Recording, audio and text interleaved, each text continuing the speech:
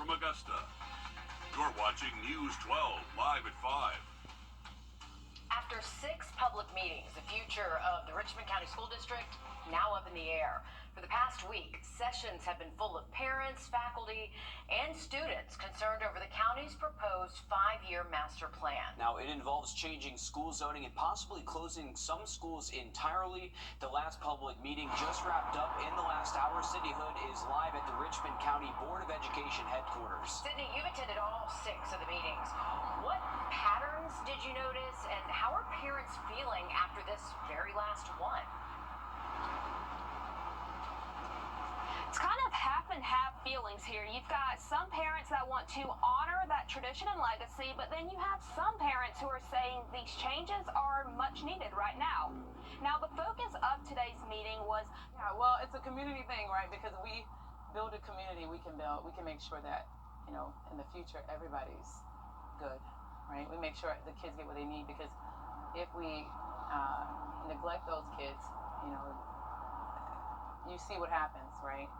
We believe that everybody should have access to great education. Well, are we willing to make that sacrifice for somebody else's kid?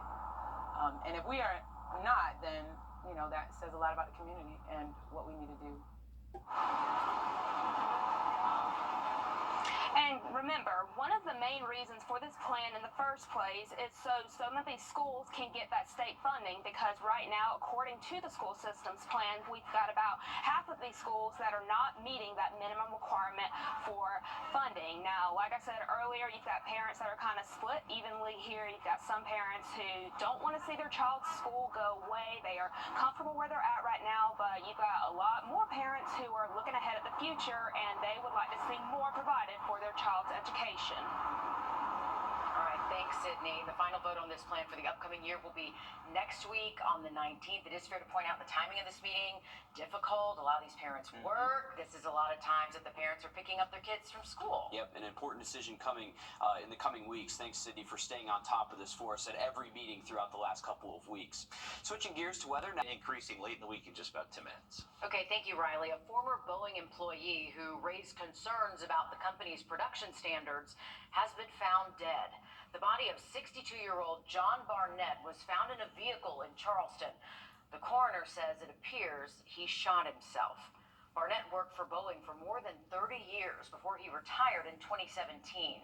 The BBC is reporting he was in Charleston this week to give a formal deposition relating to a defamation lawsuit he filed against Boeing.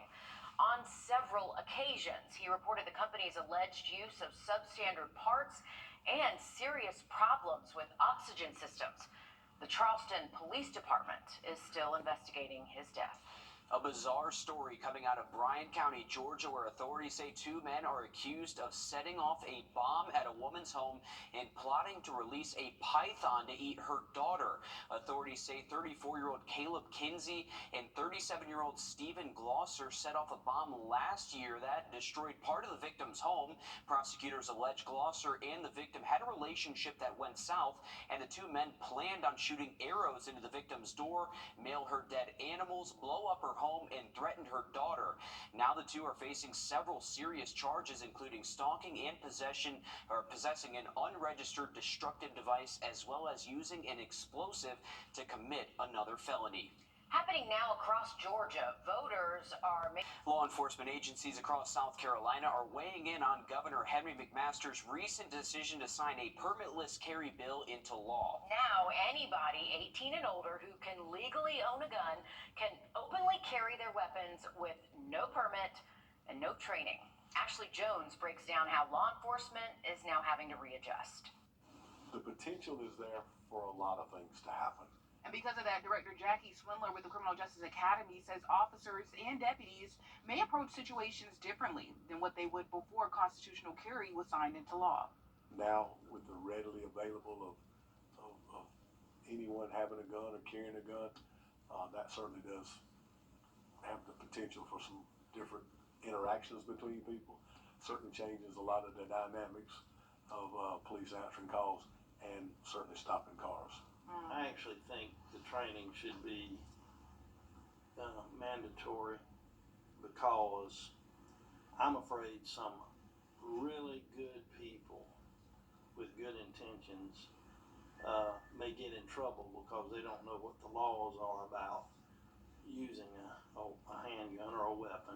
Sheriff Foster says most officers and deputies have to undergo routine gun training, and citizens who want to own a weapon should be held under that same standard. The South Carolina Law Enforcement Division, or SLED, sent this guidance to law enforcement immediately after the governor signed constitutional carry into law. Some of the points included in the guidance were possession of a firearm alone is not a reason to stop an individual. A person carrying a weapon does not have to notify law enforcement, and there are no restrictions on having a gun inside of your vehicle. The Newberry County Sheriff Lee Foster, who sits on the state's Sheriff Association Board, says that part of the law is the most concerning. That is also able to be interpreted that an 18-year-old that is a student in a high school or a educational facility can have that weapon on campus, not inside the school, but on campus within their vehicle. So that needs to be cleaned up and addressed. Sheriff Foster says the Sheriff's Association took a neutral stance on constitutional carry when it was a bill, while the state's Police Chief Association was against it. Anytime somebody has a weapon, we want them to be safe. We encourage them to go to training. We encourage them to carry a holster. We encourage them, if they've never held a weapon before, go to a training class. Now, the law states that you don't even need to notify law enforcement if you have a weapon on you or in your vehicle. Still, many departments are encouraging you to let officers know if you are armed, especially if you're being pulled over. A South Carolina family claims their local animal shelter gave away their dog before they had the chance to get her back. The White family says their dog Lullaby went missing in September in Berkeley County. They say their dog was microchipped, but the shelter did not contact them when the dog was brought in. By the time that they learned that their dog was turned into the shelter, they say it was too late, and Lullaby was adopted by another family. But in order to do that, her microchip information was overwritten. They knew that she was chipped because they wouldn't have changed the chip if they didn't know she was chipped. Yeah, they said sorry, but other than that, I'm like, I didn't care for the sorry. I just want my dog back. The White family says the shelter admitted to making a mistake, but police say they will not be getting involved, saying it's a civil matter. The Whites are now sharing their story on social media, hoping to find that family that adopted Lullaby.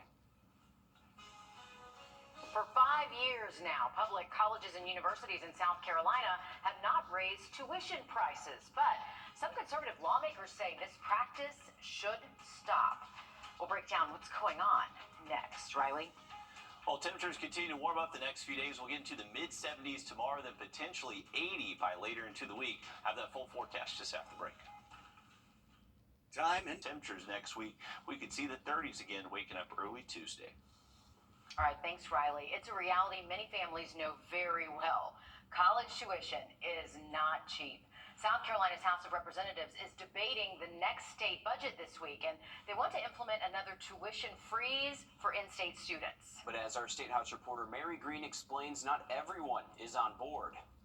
House budget writers are proposing freezing in-state tuition at South Carolina's public colleges and universities for the 6th straight year.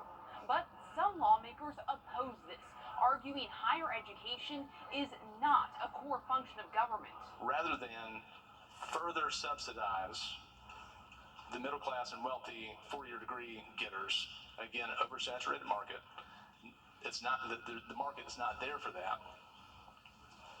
Basically, this is a mismatch in priorities. Current public school tuition costs in South Carolina range between around $10,000 and $15,000, not including other costs like books and room and board. The House budget proposal would give public colleges and universities money to freeze tuition for all students again next year, totaling to about $60 million. That's less than half of what the schools collectively requested for this. Members of the ultra-conservative Freedom Caucus say that's still too much, and they propose to give that money instead to the South Carolina Department of Transportation for bridge repairs. But other lawmakers pointed out their budget proposal already allocates $200 million for this, the amount SCDOT asked for. If we do not keep the in-state tuition down or frozen, and these universities help us to help our families back home, they've got to come up with the money somewhere.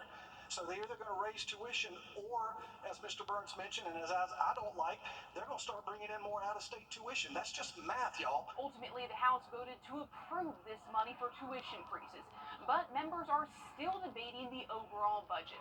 And then in a few weeks, the Senate will take up its version of the spending plan. So this isn't final just yet. Reporting from the State House, I'm Mary Green. The House budget proposal also includes more than $400 million for scholarships like Life, Hope, and Palmetto Fellows, along with need-based and tuition grants. When she was just 7 years old, a car accident nearly took her life. But now, she's shining a light of hope for children in their darkest moments. We'll share her story next. Evaluation. Ramjack, the foundation repair experts. A Georgia child coming back from the brink of death to share her story with other children in the darkest moments of their lives. Sawyer Bussey introduces us to Ariel, who's become a symbol of hope for all who meet her. Gratitude is a superpower we might not realize we have until we hit difficult times. I'm just really happy to be here because I feel like I have a purpose. But once we harness it, it can help us see the light in the worst circumstances. So I remember it was me and my mom going to school one day for this award program, and then this lady swung out and she just hit us, and that's the last I remember. Ariel was only 7 years old when she was in a car crash that changed everything. Doctors at Children's Healthcare of Atlanta discovered Ariel suffered an internal decapitation. Her head was no longer attached to her spine. Doctors say people with this injury survive 50% of the time. It was just a lot when you have a very healthy child to see them go through something like that, and she's literally fighting for her life. It took close to a year, but eventually Ariel was out of her wheelchair and walking again. Now she competes in pageants. She's a dancer, an artist, a violinist. She's created an organization where she comes back to the hospital to show up for kids who are in the position she was in just years ago. She is also one of Children's Healthcare of Atlanta's Miracle Children, nominated because of the power of her story and its ability to inspire others. And I could tell them my story so it can make them happier, and they feel less sad, and they feel like they have a chance, which they do. I thought the theme of this story would be one of resilience, but it quickly became clear to me that this story has always been one of gratitude. When you wake up sometimes, you take things for granted, but I'm just blessed and just so happy that I got a second chance with my daughter. Wow, Ariel's mother says she is beyond grateful to the countless surgeons, physical therapists, and nurses at Children's Healthcare Atlanta for the work that they have put into saving her life. Well, this weekend, Savannah is marking a major milestone of 200 years of St. Patrick's Day parades. For context, Augusta is holding its 46th annual parade this weekend. Now, Savannah historians say their centuries-old traditions started when Irish immigration began to the United States. This was during the early 1800s. Many places in the U.S. at that time were against the Irish settlers, with many northeastern states not even letting them apply for jobs. But Savannah welcomed the Irish with open arms. I think if the Irish government is looking for a sort of a poster for inclusion and a broad understanding of Ireland, look no further than Savannah, Georgia. Historians say many descendants of those original Irish settlers still live in the Savannah area. And Riley, we have a lot of those parades this weekend. We're looking for some good weather. And I think we're looking better as far as model trends have gone today. We're looking drier Saturday for those parades, but still keeping the opportunity for some storms to show up on Sunday. Another quick look at that forecast just after the break. Oh, that's all. Call 1-800-CALL-KEN. It's WRDW News 12's 70th anniversary, and we want to celebrate with you. We're giving away 2 $70 gas cards every weekday and giving one lucky winner a 70-inch TV. Just watch News 12 at 6 a.m. or 6 p.m. to get the secret keyword and click the Watch and Win button on the News 12 app. Enter your keyword and you've got a chance to win a $70 gas card and be entered into the grand prize for a 70-inch TV. Don't have the app? Scan the QR code on your screen to download it now. Thanks for 70 wonderful years. Trust Chief Meteorologist Riley Hale for your first alert. You're watching News 12 live at 5. Continues. Aiken is horse country, and business there is set to see a huge boost from upcoming events. Yes, the trials are this weekend. The spring steeplechase is next weekend. Plus, of course, that little golf tournament, the Masters, coming up in just a few weeks. Our Taylor Martin is live in downtown Aiken. And Taylor, how are local businesses gearing up? Well, local clothing stores are gearing up with new and their best equine wear, and restaurants are gearing up by preparing some of the best cuisine Aiken has to offer. From fine dining to fresh fits, downtown Aiken has you set for all of your steeplechase and Aiken Trials needs. Every time all the equestrian community shows up, we definitely see an influx of business for that. We are actually the caterer for Steeplechase's Owners Pavilion, so that'll be a lot of fun. There's the first time we're going to be doing that. It's a first-time experience for both La Atelier de la Rue and Park Avenue Oyster Bar, as they both opened up within the last year. And store owner Alana Aldrich says she has some pieces perfect for the equine lovers. I brought in a lot of merchandise that I thought would be appropriate to wear to steeplechase and some of the events around here. I have these pastel suits with white jeans, which I think is a really sharp look. Philip Fisher says the next two big events are a good precursor for their second Masters Week in business. We opened the week of Masters. If I had my way, we probably would have held back a week. We really didn't get much exposure from it. This year, it's a totally different story. We are already booking up pretty fast. Events sure to leave a lasting impact, not only on the people who visit, but on these businesses, too. I'm looking forward to having more traffic in my store and more sales. Now, if you're coming out this weekend to shop or eat after the trials, there are a plethora of new businesses and ones that have been here for years for you to choose from, especially down here in the alley where I am today. And it's a lot of fun walking around down there. Aiken is a really walkable city, lots to do, and just a whole lot of things in one concentrated area. Absolutely. The alley is the best place to be on any given evening. You can see all the people there right here behind you, Taylor, enjoying the beautiful weather we have outside today, and I'm sure they're going to get a lot of good business from a lot of these events. So it's a good time. Thanks, Taylor, for keeping us updated with that. As we take a live look outside at the Thurman Dam, we said it was a gorgeous day to be outside. It really is. Columbia County's Board of Elections tells us because of a technical issue, ballots will be hand counted. And just ahead in the next 10 minutes, Georgia State House reporter Abby Kasoris will be live from the state capitol with the latest on election news. An Augusta man will serve the rest of his life in prison after a jury finds him guilty of beating an older man to death in 2019. District Attorney Jared Williams says 38-year-old Andres Kirkland beat 61-year-old Gary Stringer and left him to die. Williams says Kirkland's family helped him try to cover up the murder. A jury found Kirkland guilty of malice murder and felony murder. He will serve out his life sentence with no possibility of parole. New details tonight in what led to an incident at the Evans Club Car facility that killed a 21-year-old worker. Today, the coroner's office tells us Alyssa Drinkard dropped her AirPod and it fell underneath a conveyor. They say she went under the machine to get it, and her head was caught by the machine that moves the conveyor. The coroner says she was rushed to the hospital, but later died. Officials with Club Car say they are working with authorities on this investigation. We're also learning more about the death of a Washington County high school student. The sheriff telling us that 15-year-old Tyson Tillman passed away after an ATV accident. His high school and the community mourning his loss. In a letter sent home to parents, the school district says the news has brought a deep sadness to the school family. Grovetown police want you to keep an eye out for this man, 34-year-old Andrew Odom. Take a good look. He's wanted for multiple warrants, including aggravated assault and false imprisonment. Police say he might be armed and say you should not approach him if you see him. Of course, this is the wrong photo. This, of course, a missing 10-year-old in Richmond County, last seen with a blue North Face book bag, blue camo jacket, and red shoes. Augusta leadership is still working to keep trash fees down for everyone living in Richmond County. Today, during a committee meeting, commissioners moved forward with a fee of roughly $21 a month across the whole county, which now moves on to full commission. It's much lower than earlier this year when a proposed rate of almost $37 a month was brought up for only 1/3 of the county. The current trash collection contract ends this year, and Augusta is still working to narrow down the vendor to take on that job. No word yet on who that could be. VA Augusta's blind rehab team now has a podcast catering to blind veterans.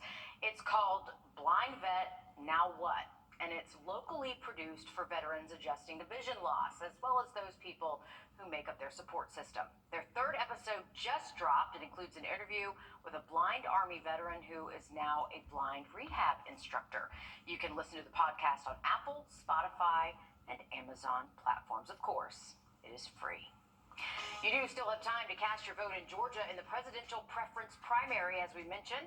But in just a few minutes, we'll have a live report from Georgia's Capitol on the importance of the Peach State in this election. Riley?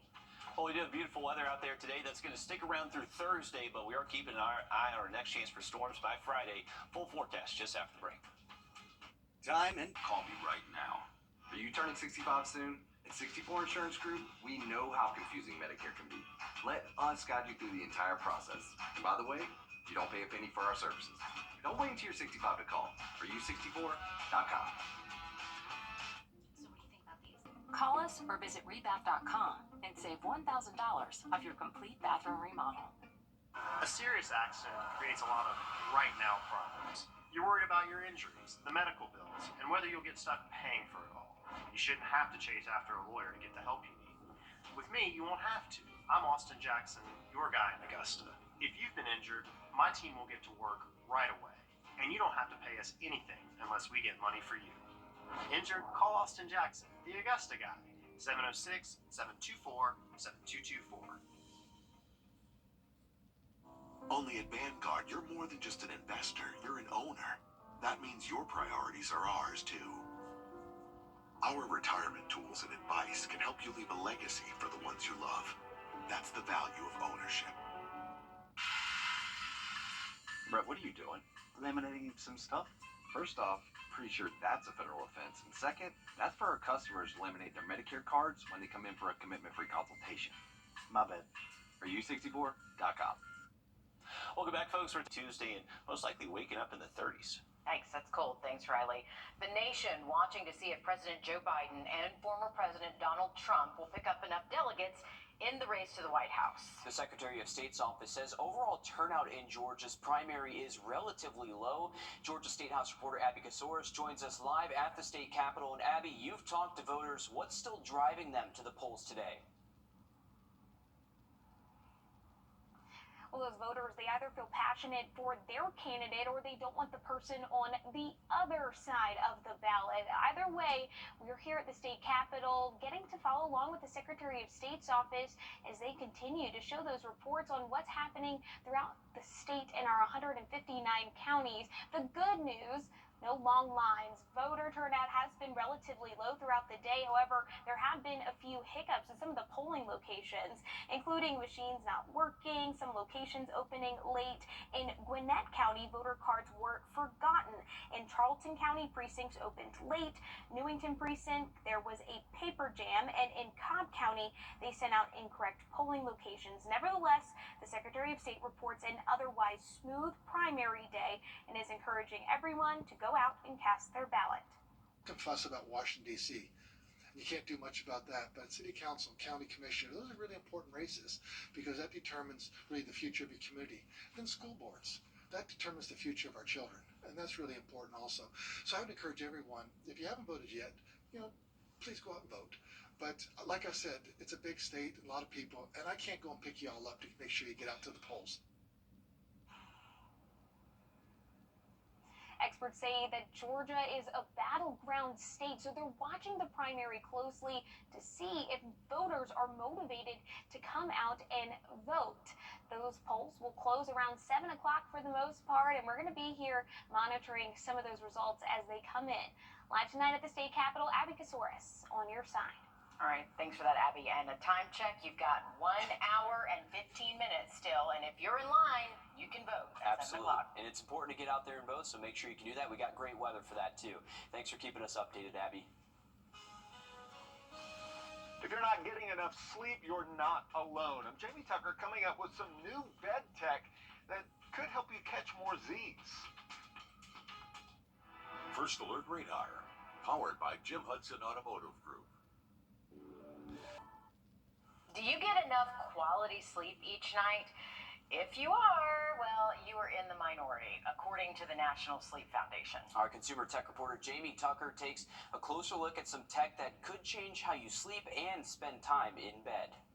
What the Tech, sponsored by Augusta Preparatory Day School. Well, many of us use white noise machines or sleep sounds on the smartphone app to help us fall asleep, but there's no need for any of that because this mattress, can you hear that? Has speakers built inside. The Beyond Sleep mattress has subwoofers built inside. It's called the Vibrasonic bed. Memory foam makes for a comfortable night's sleep, and the bed is adjustable. You can raise your head, your feet, or choose the anti-gravity setting.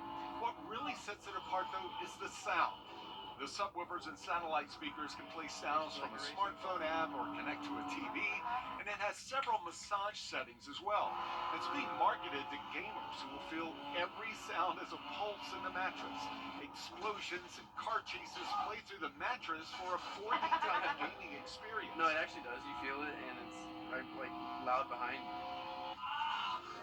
Watching an action movie, well, it's like a surround sound you can feel. It makes you feel like you're in it. Yeah. If you sleep hot and your partner is always cold, the perfectly snug mattress topper has an air conditioner and a heater built in. You can set one side warm or hot, the other side cool or cold. The perfectly snug topper blows air through the mesh, and you can actually see the air move through the fitted sheet. Now, through an app, you can schedule warm air when you first get in bed, cool things down when you fall asleep, and then warm things back up again just before you wake up. Not only will this sleep tech help you get a better night's rest, but you may not want to get out of bed. That's What the Tech. I'm Jamie Tucker. The Sleep Foundation found that Americans are some of the worst sleepers in the world, and that 50 to 70% of Americans have some type of sleep disorder. An update for you. This child, Miles Chambers, has been found. The good news, he's been returned safely to his family, according to Richmond County deputies. Want to show you this, though, is the man wanted by Grovetown police. This is 34-year-old Andrew Odom. He is wanted for multiple warrants, including aggravated assault and false imprisonment. Police say he might be armed. They say if you see him, you should not approach him. Call Grovetown Police if you have any information. The NCAA Division II men's basketball tournament starts this weekend, and the USC Aiken Pacers are back in the race for a national title once again this year. News 12 Sports Director Dan Booth stopped by the... Live at 5, you're taking a live look over Myrtle Beach's coastline here. It's a popular destination for many Southerners, but did you know it's one of Canada's favorite spots too? For more than 60 years now, Myrtle Beach welcomes hundreds of Canadian visitors to the Grand Strand and what they call Can-Am Days. City leaders even say Canadian tourism is a major part of the city's local economy. When I was younger, we came here twice with my family, and I remembered the Can-Am Days from that, and so I looked it up on the internet before we came when planning our trip, just to see if this is still going on, and yeah, I wanted to introduce our kids to it.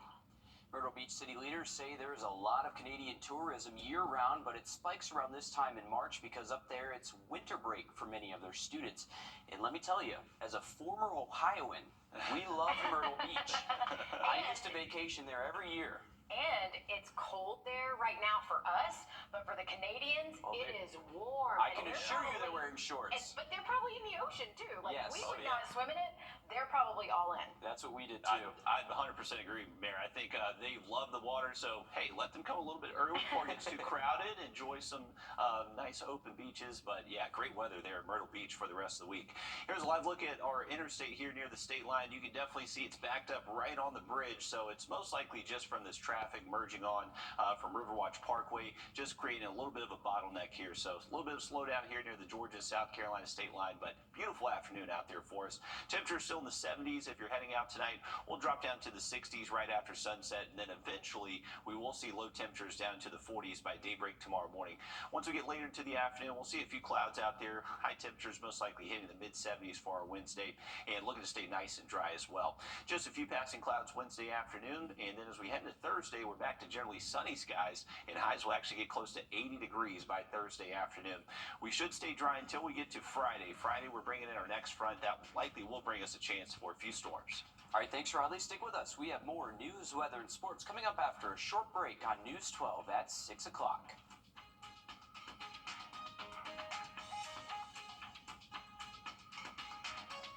Introducing